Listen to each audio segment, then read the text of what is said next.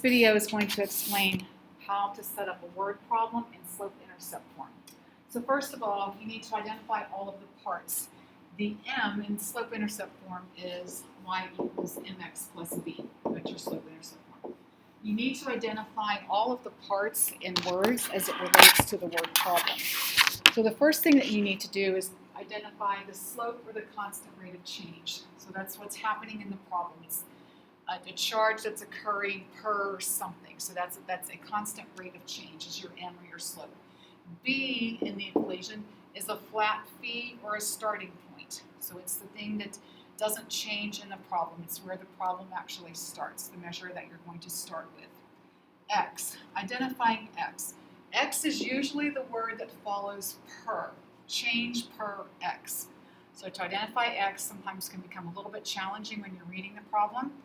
And I think the easiest way to think of it is it's the word that follows per. The y.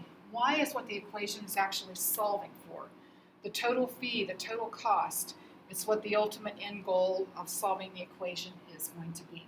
So let's do a few of these together so you get the idea of what's happening. Now the way that I like to do these, for each equation, I want you to write, or for each problem rather, I want you to write an equation in slope-intercept form.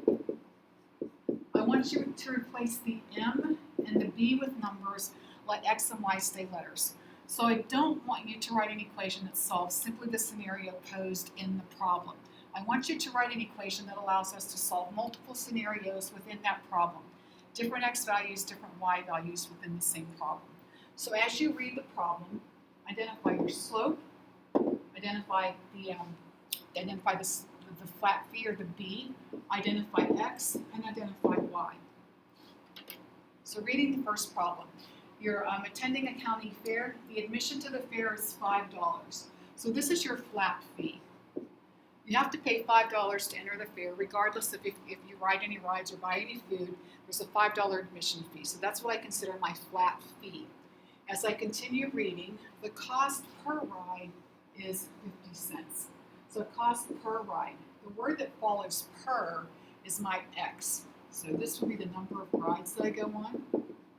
The cost per ride is my constant rate of change. So my slope in this problem is 0.50. Since it's money, I'll use 0.50 instead of 1/2.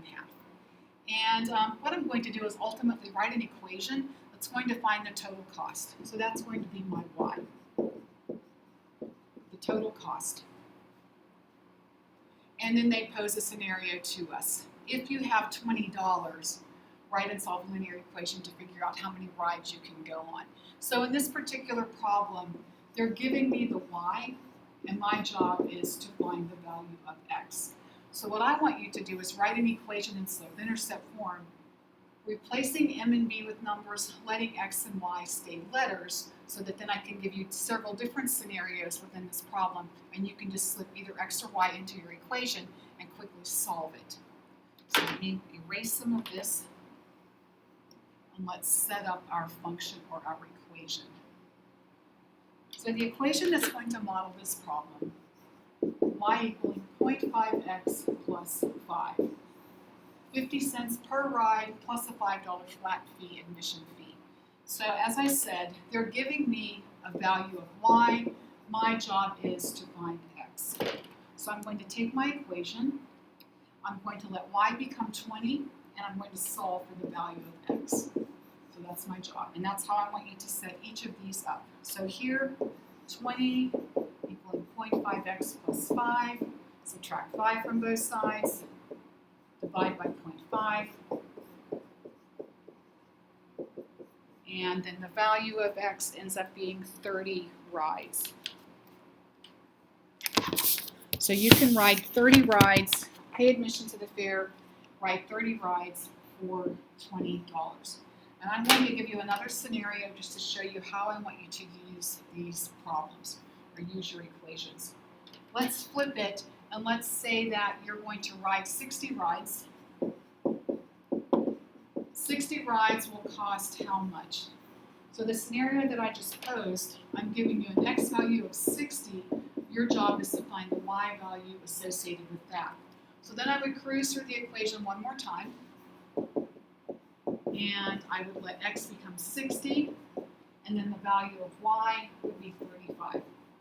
So these are easy, but I'm holding you responsible for setting up an equation that would allow you to solve different x and y values within the same problem.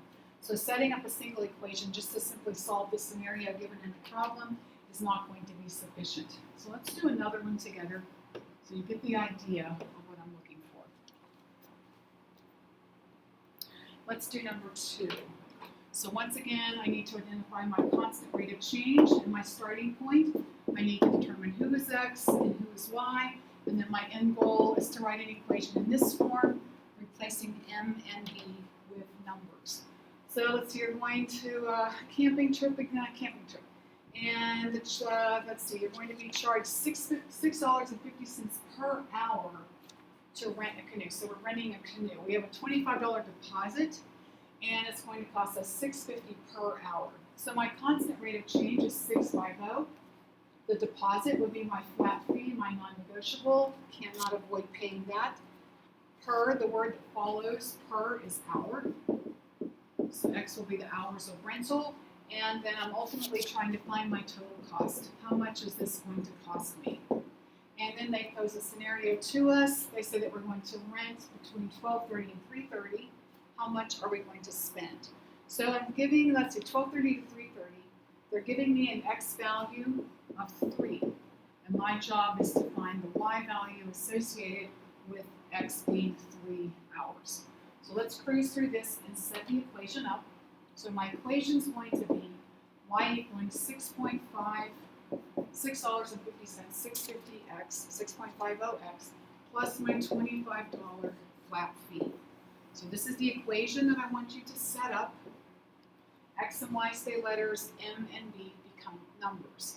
And the first thing I'm going to evaluate is letting x be 3. So I'm going to go through my equation. X is going to be 3.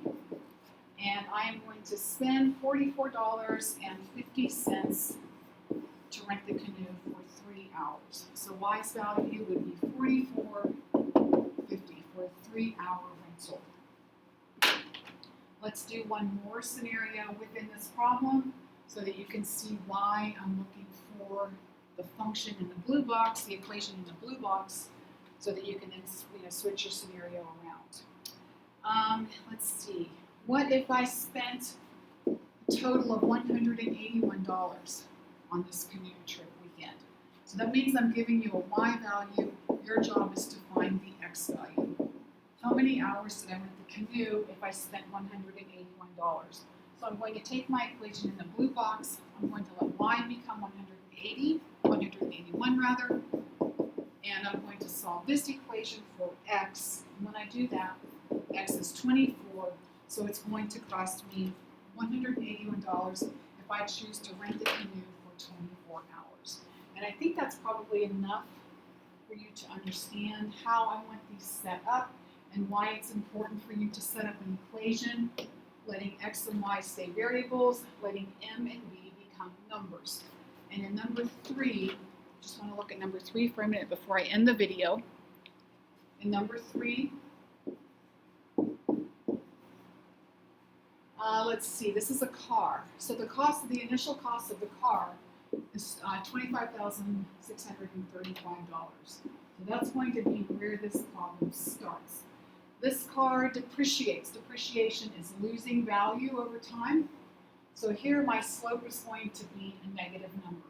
So 3,000 per year. So y is my year, and my slope here is going to be negative 3,000. And then I'm ultimately going to calculate the value of the car after X number of years. And I'll let you all set that up on your own.